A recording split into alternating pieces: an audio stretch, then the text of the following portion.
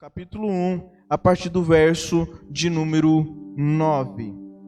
Por esta razão, desde o dia em que ouvimos, não deixamos de orar por vocês e pedir que sejam cheios do pleno conhecimento da vontade de Deus, com toda a sabedoria e entendimento no Espírito, e isso para que vocês vivam de maneira digna do Senhor e em tudo possam agradá-lo, frutificando em toda boa obra, crescendo no conhecimento de Deus e sendo fortalecidos com todo o poder, de acordo com a força da sua glória, que tenham toda a perseverança e paciência com alegria. Amém? Como foi a sua semana? Como foi a sua semana? Suas atividades, seu trabalho, escola, família. Durante essa semana, você separou um tempo para orar? Você separou um tempo para agradecer a Deus? Domingo passado nós falamos sobre um motivo de oração, e essa oração deve ser de gratidão. A nossa boca, o nosso pensamento tem que estar cheio de gratidão. E hoje nós vamos continuar falando sobre a importância de uma vida de oração. Paulo continua a orar pela igreja de Colossenses. E hoje nós vamos falar sobre qual era a segunda parte da oração de Paulo àquela igreja. E a oração de petição. Paulo roga a Deus em favor daquela igreja, pedindo algo para aquela igreja. Jesus Cristo, no Sermão do Monte, nos ensina: pedi-vos e vos será dado. Todo aquele que pede, recebe. Então, nós não recebemos porque não pedimos. Ainda tem um texto da Bíblia que fala que nós não pedimos porque não sabemos pedir. O que você tem pedido? Como você tem pedido? Sim, esta é uma pergunta. Se alguém chegar para você agora e te perguntasse o que você quer, o que você iria responder? Eu quero isso, eu desejo receber aquilo. Pede, que eu lhe dou, e será dado. Agora, e quando você está diante de Deus em oração, o que você pede a Ele? Quais são as suas listas de petições, sua lista de pedidos? Jesus afirmou que nós não recebemos porque não sabemos pedir. Qual seria a sua petição nessa hora diante do trono da graça de Deus? O que devemos pedir para Deus? Paulo faz uma oração de petição, e esta oração é chamada de intercessão, porque ele pede em favor da igreja. Ele não pede para ele, mas ele intercede pela igreja, ele ora pela igreja. A oração, meus irmãos, expressa as nossas prioridades diante de Deus, pois orar é falar com Deus aquilo que está no nosso coração, na nossa mente. Então Paulo, que estava preso, Paulo que estava algemado, Paulo que estava próximo de uma morte, que estava numa linguagem popular com o pé na sepultura, já estava decretada a sua morte, ele não concentra a sua oração pelas coisas que ele estava precisando, seja físicas ou materiais. Embora também a igreja de Colossenses era uma igreja de um nível médio para baixa em termos sociais, passava dificuldades, estava num tipo de escravidão muito visível, muito sentida. Paulo não pede por saúde. Paulo também não pede por libertação daquela igreja. Paulo não pede prosperidade financeira. Ele concentra a sua petição nas bênçãos espirituais, não nas bênçãos materiais. Se listarmos os nossos pedidos que apresentamos a Deus em oração, certamente nós incluímos para termos uma boa saúde, para termos um bom emprego, para que haja segurança, tanto da nossa casa como em uma viagem que vamos fazer, para um resultado daquele exame ser favorável, não está nenhum imprevisto na nossa saúde. Nós oramos pelas necessidades dos nossos filhos, pelo sucesso e sustento financeiro. A oração expressa as nossas prioridades. O texto nos apresenta a lista de pedidos de Paulo em favor da igreja. E essa lista que nós vamos pensar nesta hora. O que compõe a lista de pedidos de Paulo? Paulo fala: por esta razão, desde o dia em que ouvimos falar de vocês, não deixamos de orar e de pedir. Não deixou de orar e nem de pedir. Irmãos, a oração deve ser incessante. Paulo vai dizer para a gente orar sem cessar. Ele não deixava de orar em favor da igreja. E sempre ele estava colocando esses pedidos diante de Deus. Porque ele fala: olha, eu estou orando continuamente e pedindo a Deus. O que Paulo pede? O que Paulo pede, ainda do verso de número 9, ele diz: sejam cheios da plenitude do conhecimento de Deus. Sejam plenos, ou sejam cheios. Cheio significa transbordais. O transbordar é ultrapassar o limite. Então um copo que não está cheio, ele está um copo educado, né? As boas regras diz para a gente não encher até quase derramar. Ainda está passando um pouquinho ainda. Mas Paulo ora para que se transborde, para que a igreja transborde do conhecimento de Deus. Era evidente que aquela igreja conhecia Deus. Paulo afirmou que Epáfras, que doutrinou aquela igreja, fez isso muito bem. Mas aquela igreja não estava vivendo plenitude, não estava fazendo de uma forma plena, completa. Algo não estava completo na vida daquela igreja. A vida cristã não pode ser vivida na dimensão da mediocridade, irmãos. Mediocridade significa médio. Então eu ressalto agora que a nossa igreja não pode estar na média das outras igrejas, porque média não é bom, é medíocre. Então nós temos que melhorar, nós temos que transbordar, nós temos que viver plenos.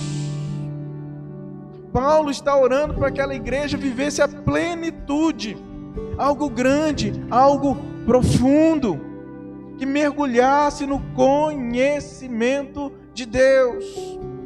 Ele ora para que a igreja se enchesse da plenitude do conhecimento de Deus, a vontade de Deus. Conhecer a vontade de Deus é vital para o crescimento da igreja, para o crescimento espiritual.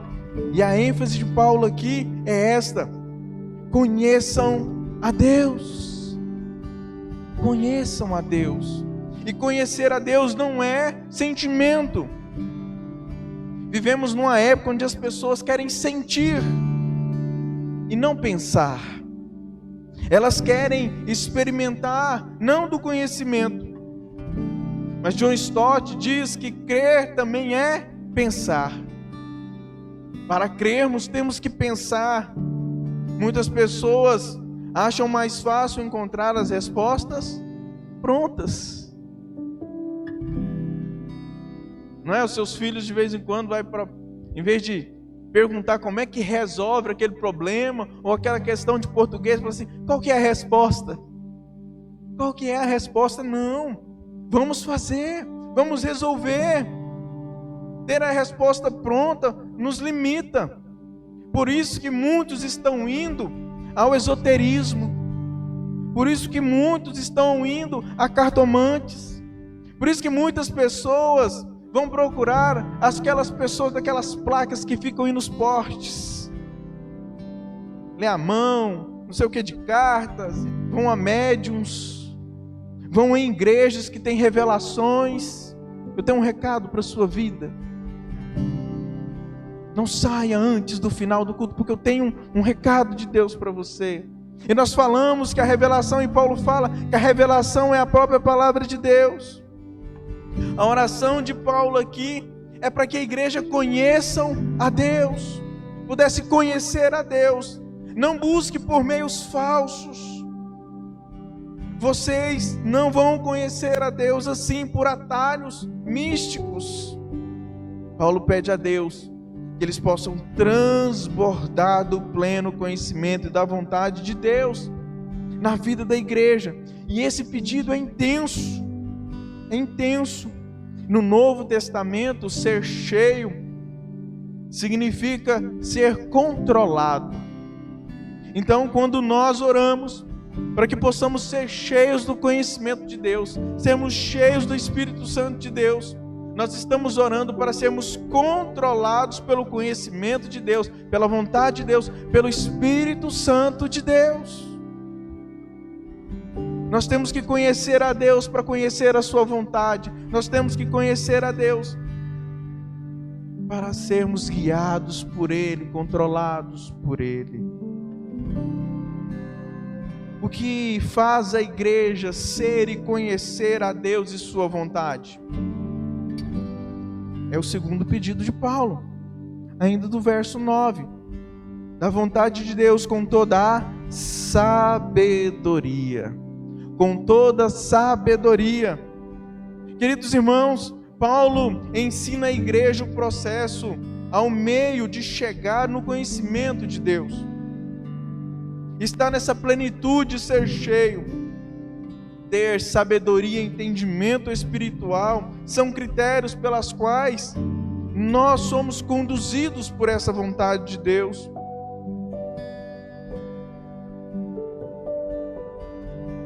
Distinguimos o que é a vontade de Deus do que são vontades contrárias daquilo que Deus não quer que façamos. Quando temos sabedoria, sabedoria vem da palavra grega sofia, e naquele tempo era muito valorizado sabedoria, pois eles viviam num contexto cultural grego. Então muitos entendiam que essa sabedoria só seria alcançada através de entendimento místico.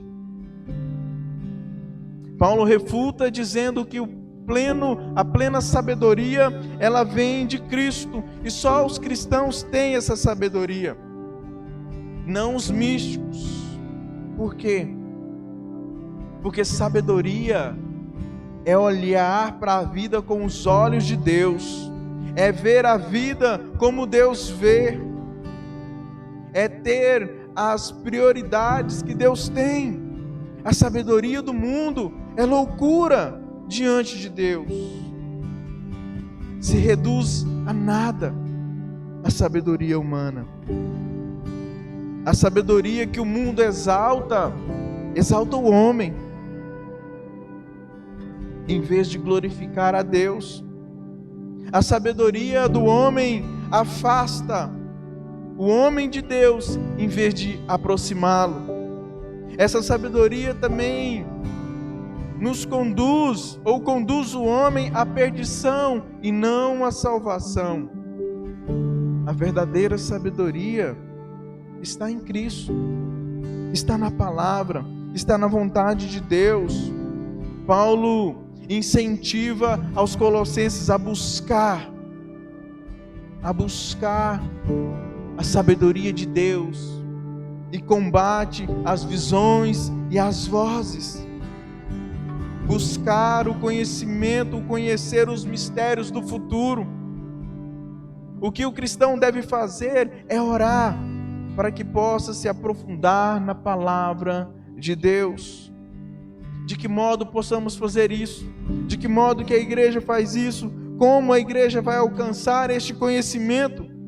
Paulo também pede isso a Deus. O entendimento espiritual. Nós só vamos conhecer a Deus, ter sabedoria, tendo entendimento espiritual. Aquilo que vai ser chamado de dons do Espírito, de entendimento no Espírito. Se a sabedoria fala da revelação de Deus, o entendimento espiritual fala da aplicação dessa revelação para a nossa vida. Como aplicar, como viver, é pelo entendimento espiritual. O entendimento espiritual está relacionado com a nossa capacidade de aplicar os princípios da palavra de Deus às situações da vida. É pegar verdades bíblicas e aplicar no nosso dia a dia, na nossa vida, na tomada de decisões, nos nossos relacionamentos, na nossa vida de fé em Jesus. É possível que alguém seja perito na Bíblia e ao mesmo tempo fracassar na vida. Conhecer e praticar caminham juntos. A prática da palavra de Deus caminha junto com o conhecimento. As nossas ações e decisões da vida cotidiana vêm com entendimento espiritual. Discernimento espiritual vai nos ajudar a tomar decisões. Aonde estar, o que fazer, como prosseguir, tomada das decisões. E Paulo continua intercedendo em favor daquela igreja. E no verso 10, ele diz: e isso para que vocês vivam de modo digno. O viver de modo digno é o quarto pedido que Paulo faz em favor daquela igreja. Viver de modo digno é o mesmo que imitar a Deus, é andar como Jesus andou, é ser santo como Deus é. Russell Shedd diz que modo digno está relacionado com uma balança.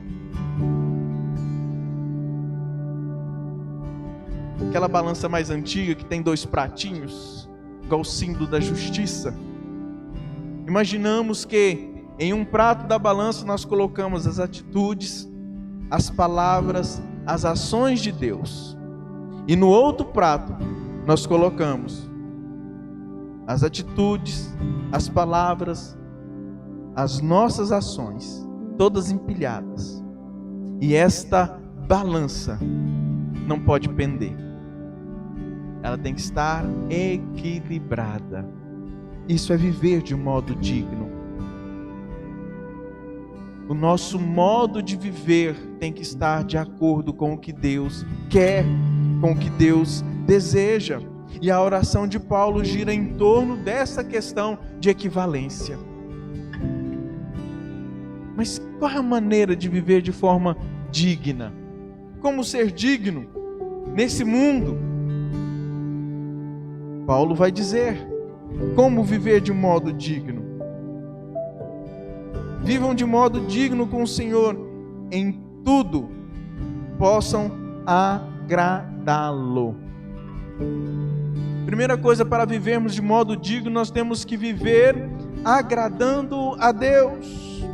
O único propósito das nossas vidas, irmãos, o esforço que nós temos que ter é agradar a Deus. É fazer segundo a sua vontade, é agradar ao Senhor, é sempre perguntar para Deus: isso te agradou? Isso agradou o Senhor? O Senhor está feliz com essa atitude? O Senhor está feliz com essa decisão? O Senhor está feliz com o que eu vou fazer? Nós temos que agradar ao Senhor. Agradar é render, é estar disponível, é servir, é cooperar, é ser disciplinado na vida cristã, cumprir as disciplinas espirituais, orar, ler a Bíblia, estar frequente nos cultos, ter vida de adoração. Isso agrada ao Senhor. Ter um bom relacionamento. Paulo fala para nós agradarmos ao Senhor, mas ele continua. Ele diz para nós agradarmos frutificando em toda boa obra. Segunda forma de viver de modo digno é frutificar. Boas intenções e palavras não bastam. O cristão deve dar bons frutos. A união com Cristo gera frutos. Jesus Cristo vai falar no Evangelho de João, capítulo 15, sobre a videira. Nós estamos ligados à videira verdadeira. E aqueles que estão ligados à videira dá frutos. Dá frutos. A presença do Espírito Santo no nosso coração gera frutos. Os nossos atos têm que ser de frutos. Paulo vai escrever aos Gálatas falando dos frutos do Espírito: bondade, mansidão, domínio próprio, longanimidade, amor, alegria, paz. Frutos do Espírito. Nós temos que produzir frutos espirituais, frutos para a obra do Senhor. O cristão, meus irmãos, age conforme ele tem que agir. Isso não se explica. Ontem eu estava em um aniversário. Eu gostei muito de um testemunho que eu ouvi lá. Uma pessoa foi dizer algumas palavras no aniversário e disse assim: eu tenho que falar porque essa pessoa ela é uma pessoa de Deus mesmo. O que aconteceu? Que no dia do aniversário mesmo dela, ela esqueceu. Essa pessoa que estava falando. Eu esqueci do aniversário dela. E fiquei com vergonha. Porque talvez ela tinha ficado com raiva de mim, chateada, porque eu esqueci do aniversário dela. E passou um dia, passou 2 dias, eu fiquei com aquilo. E eu juntei a minha coragem e passei uma mensagem pelo WhatsApp. Até essa pessoa até brincou. Pelo WhatsApp é mais fácil, né? É mais fácil passar uma mensagem. E ela passou um texto pequeno e tal. Parabéns para você e tá. Desculpa por ter esquecido. A aniversariante passa um texto bem maior, dizendo assim: não é pelo motivo de você ter esquecido o meu aniversário que eu vou deixar e saber o quanto você me ama e quer bem. Meus irmãos, isso é maravilhoso. Que testemunho! Não é pelo fato de você, de uma pessoa esquecer do nosso aniversário, ou esquecer uma data, ou esquecer alguma coisa, que ela deixou de nos amar, ela deixou de querer bem, e nós temos que estar resolvidos com isso. O cristão ama independente do quê? E não tem como explicar como amamos, por causa dos frutos do Espírito. Só. Simplesmente porque Deus age em nossas vidas. Terceiro, Paulo vai dizer: cresçam no conhecimento. Viver de modo digno é crescer no conhecimento da graça de Deus. Não é algo teórico, mas experimentar a Deus. É viver com Ele e levá-lo a sério. Nós temos que levar Deus a sério, ter um relacionamento íntimo com Deus, em vez de só buscar respostas para as nossas dúvidas, e andar face a face com Deus. O profeta Oséias escreveu no seu livro, no capítulo 6, verso 3, dizendo: devemos conhecer e prosseguir em conhecer a Deus. Devemos conhecer e prosseguir em conhecer a Deus. Nós não podemos parar, nós não podemos estacionar na vida cristã. E Paulo diz isso: olha, cresçam cresçam no conhecimento de Deus. E no verso 11, ele vai encerrar dizendo: sendo fortalecidos com todo o poder, de acordo com a força da sua glória, para que tenhais toda perseverança e paciência com alegria. Meus irmãos, crescer, estar de modo digno, viver de modo digno, é ser fortalecidos, é ser fortes, é não se abater com o dia de amanhã, nem com o ontem, mas é estar forte, é ser fortalecido. O grande problema da vida é que não sabemos o que fazer, mas fazer o que sabe. Nós temos que fazer o que nós sabemos. Nós temos que fazer o que sabemos. Porque não fazemos o que está certo, o que é certo, porque nos falta poder. Nós não oramos por poder. Nós não oramos para que o Espírito Santo de Deus nos direcione a fazer. Deus não apenas revela a sua vontade, mas nos capacita. Para cumprir a sua vontade. Por meio da oração nós vamos alcançar o conhecimento de Deus, mas também o poder para realizar aquilo que Ele deseja. Paulo pede nesta oração poder sobre poder. E esse poder é o poder dinamis, o dinamite, a força que quebra a rocha, que quebra toda a resistência. O mesmo poder que criou o universo, que criou tudo, o mesmo poder que ressuscitou Jesus dentre os mortos, está disponível para a igreja de Jesus, está disponível para nós. E como se manifesta esse poder? O poder se mostra em nós, não com valentia, não com punhos cerrados, mas pelo contrário, da forma que Paulo coloca, com perseverança e paciência, com alegria.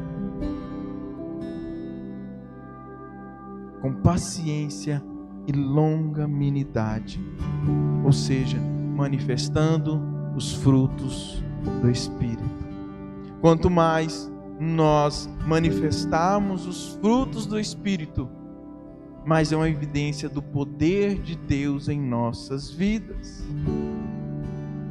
O pedido de Paulo para a igreja inclui: vivam de modo digno.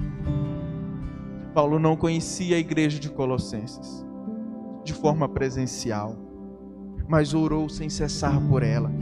A oração é o oxigênio que alimenta a alma. Se o centro das nossas orações estiverem alinhados como Paulo estava alinhado com a vontade de Deus, nós vamos alcançar aquilo que Deus deseja, aquilo que Deus quer. Mas se a nossa vida de oração não está alinhada nesses pedidos de Paulo, a nossa própria vida de oração pode servir como um testemunho infeliz. E será notório que vivemos para nós mesmos e não para Deus. Não podemos deixar de orar, independente do que você faça, independente do que você possa estar passando, nós não podemos parar de orar. Nós precisamos de orar. Orar, irmãos, é priorizar Deus. E nós precisamos priorizar Deus na nossa vida. Priorize Deus. A sua oração tem: Deus, me enche do conhecimento do Senhor. A sua oração tem busca por sabedoria, pela essa graça maravilhosa de entender e compreender, de ter entendimento espiritual das coisas. A sua oração tem o desejo de viver conforme Deus quer, um viver digno, um viver reto. A sua oração está em agradar ao Senhor, está em frutificar para a obra do Senhor, está em crescer a cada dia, em ser fortalecido pelo Espírito Santo de Deus. Eu quero trazer um desafio para você nessa noite, para que você possa fazer 2 listas de oração. Se você possa fazer 2 listas. A primeira lista são das suas atividades e dos seus pedidos de oração. Você lembrar quais foram os últimos pedidos que você orou para Deus. E a segunda lista é você pegar esse texto e listar os pedidos de Paulo, as atividades da oração de Paulo. Elas estão se comunicando ou estão distantes? Os nossos pedidos estão comunicando com a palavra de Deus ou estão distantes dela? Faça exercício em casa. Temos que priorizar Deus.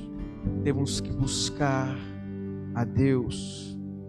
Jesus Cristo diz em Mateus 6, verso 33: buscais, pois, em primeiro lugar, o reino de Deus, e as demais coisas serão acrescentadas.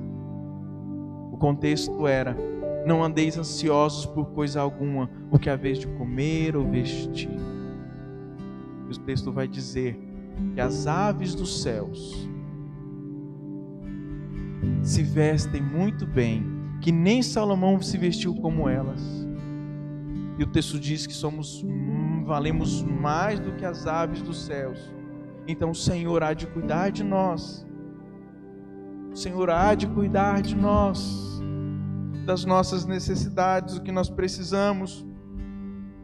Então nós temos que buscar o reino de Deus, nós temos que buscar a vontade de Deus em primeiro lugar, nós temos que buscar servir ao Senhor em primeiro lugar, nós temos que buscar ter um compromisso com Deus em primeiro lugar, e as outras coisas vão vir.